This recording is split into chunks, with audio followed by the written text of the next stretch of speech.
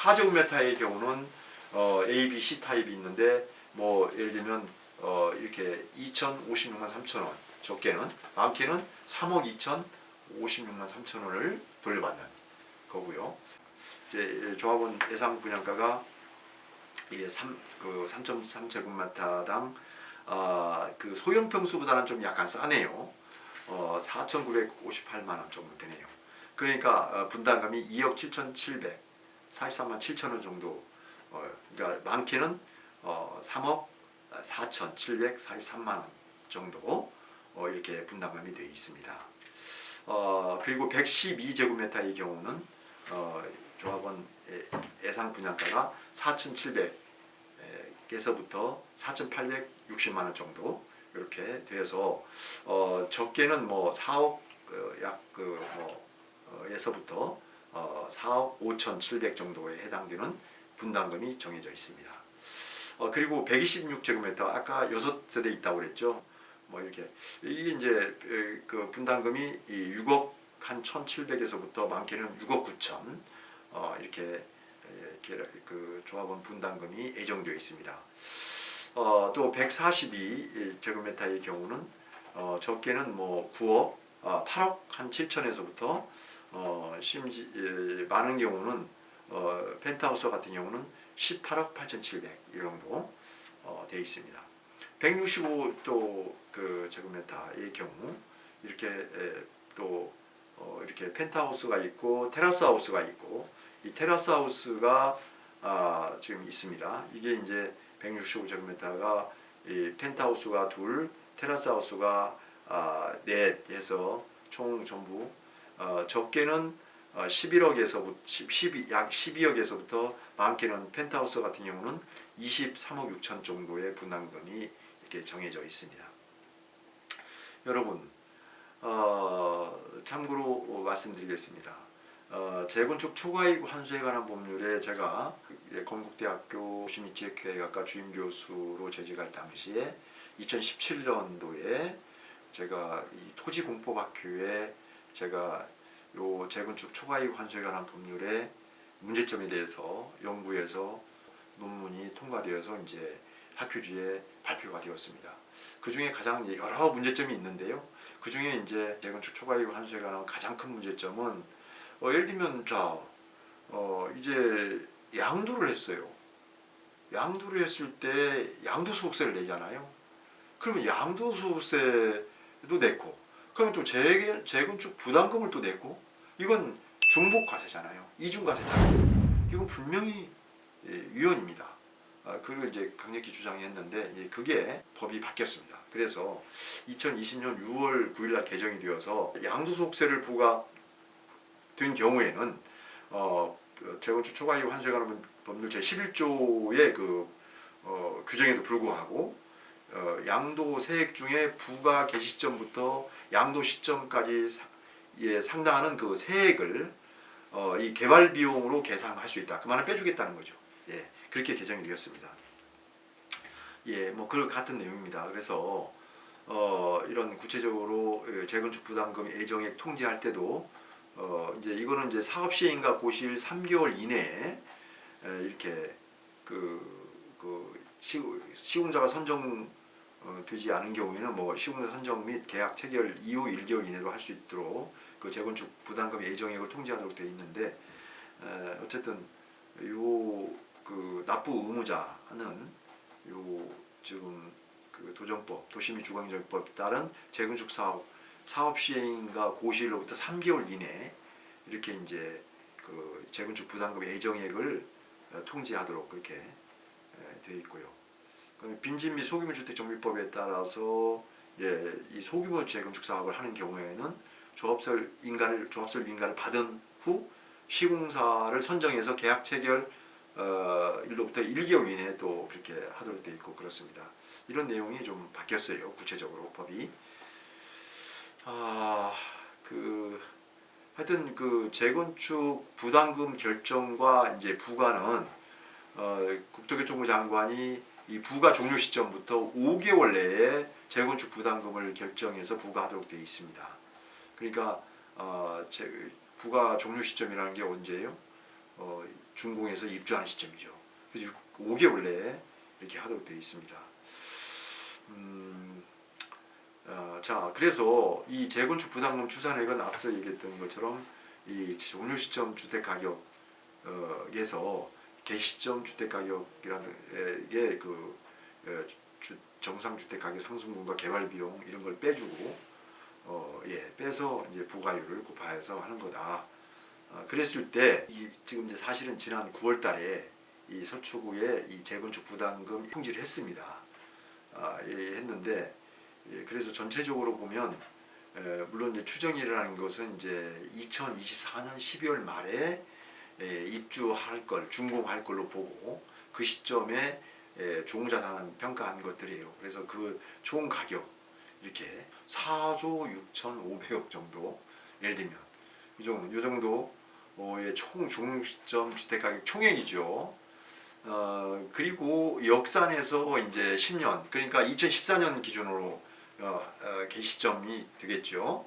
그게 이제 1조 3,300 뭐 예를 들면 뭐 98억 정도 이렇게 됩니다. 그래서 그리고 정상 주택 가격 상승분을 뭐 예를 들면 7,414억이라고 보고 뭐 예를 들면 그래서 개발 비용이 이제 공사비라든가 여러 설계비, 감리비 모든 비용을 1조 2,750억 정도 이렇게 계산해서 그러면 순수하게 조합의 총 이익이 5,965억 6,800만 원 정도 예를 들면 이 정도 예정이 된다.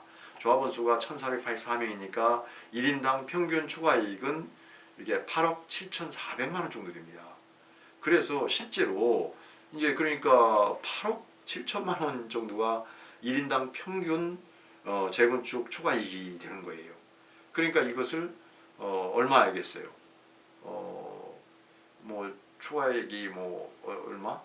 1억 천 넘으면 무조건 50%니까 그러니까 이제 4억 200만 원 정도 이게 이제 재건축 부담금이고 이걸 조합원 총 곱하기 1,483명으로 곱하니까 이게 전체 5,965억 정도 약 6천억 정도의 재건축 그 초과이익 재건축 부담금을 환수할 거라는 겁니다. 여러분도 혹시 기억을 하실지 모르겠지만 제가 지난 시간에 재건축 부담금 제도의 그 문제점 실증 분석 연구 그러니까 토지공법학회에 제가 발표한 연구 논문을 소개하면서 이 재건축 부담금 제도의 문제점을 제가 소개하면서 말씀드린 걸 결론적으로 제가 말씀드리겠습니다.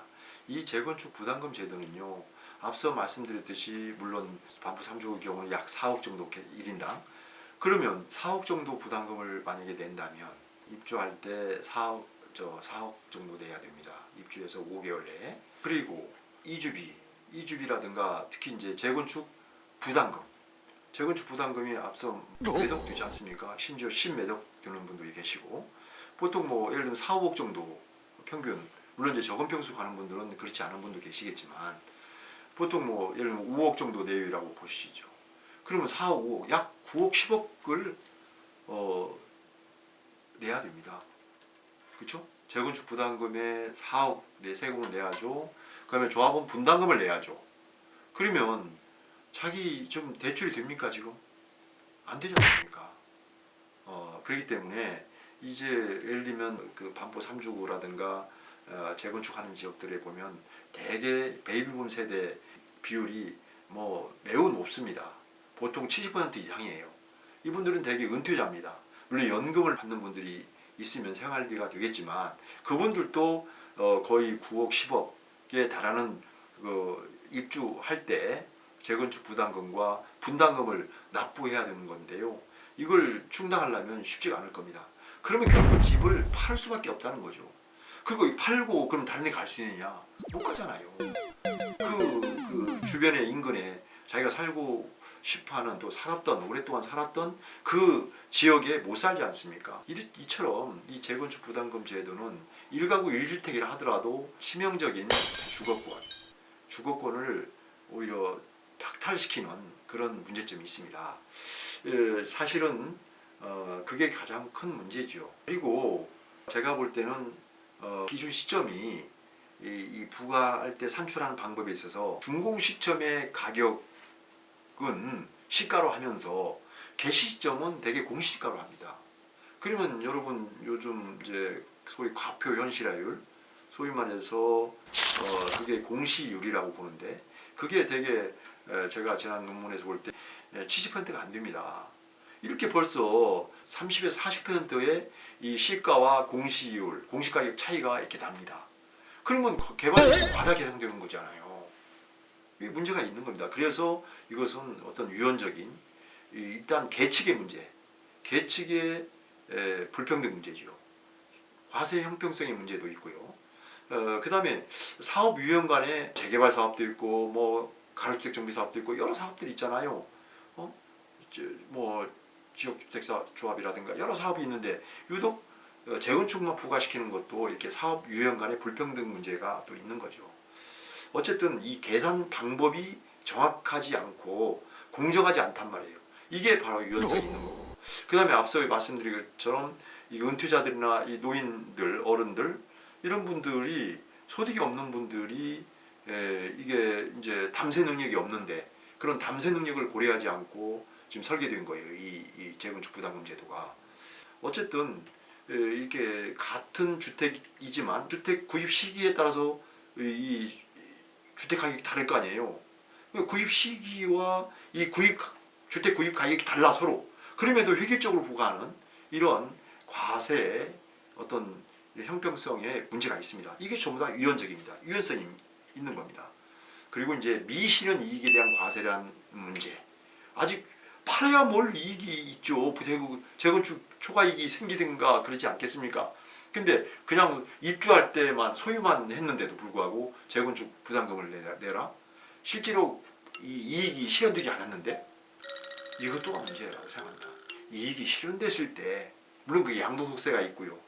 양도 차익이 있죠. 양도 차익과 재건축 부담금 비교했을 때 양도했을 때 차익이 없으면 부과 안 시켜야죠. 그런 문제가 있고요. 그 다음에 법인세나 앞서 말씀드린 재산세, 종합부동산세라든가 다른 조세 이런 것과 계산해보면 전부 중복 부과가 되는 겁니다. 이게 어쨌든 이 재건축 사업의 이 소형 평형 의무 비율, 그러니까 임대주택이죠. 그리고 기반시설 부담금 해고, 그다음 학교 용지 부담금이라든가 개발 이익 환수 차원에서 각종 공원이라든가 도로라든가 이걸 기부 체납하도록 되어 있어서 이런 공공적 그 어떤 의무 개발 이익 환수 차원에서 부과하고 있음에도 불구하고 또 중립적으로 이렇게 한다는 거 이런 것들이 상당히 좀 문제가 있다. 어쨌든 이런 모든 것들이 헌법에서 규정한 우리 국민의 기본권을 침해하고 있다. 저는 생각이 됩니다. 어쨌든 제일 큰 문제는 우리 헌법 제16조에 규정된 국민들의 주거의 자유 이걸 침해하고 또 제14조에 규정하고 있는 거주의 자유를 박탈하는 그런 결과를 가져올 수도 있는 이러한 재건축 부담금 제도에 대해서는 빨리 사실은 좀 보완을 할 필요가 있다. 저는 그렇게 생각합니다. 여러분 경청해 주셔서 정말 대단히 감사합니다. 아무쪼록 추운 겨울 또 여러 가지 우리 사회적으로 심리적으로 불안한 것들이 많습니다. 하여튼 이럴 때일수록 여러분 스스로 건강 잘 챙기시고 그래도 희망적인 것들을 떠올리면서 추운 날 잘 모든 여러 가지 어려움 여러분 함께 이겨냈으면 좋겠습니다. 여러분 건강하십시오. 고맙습니다.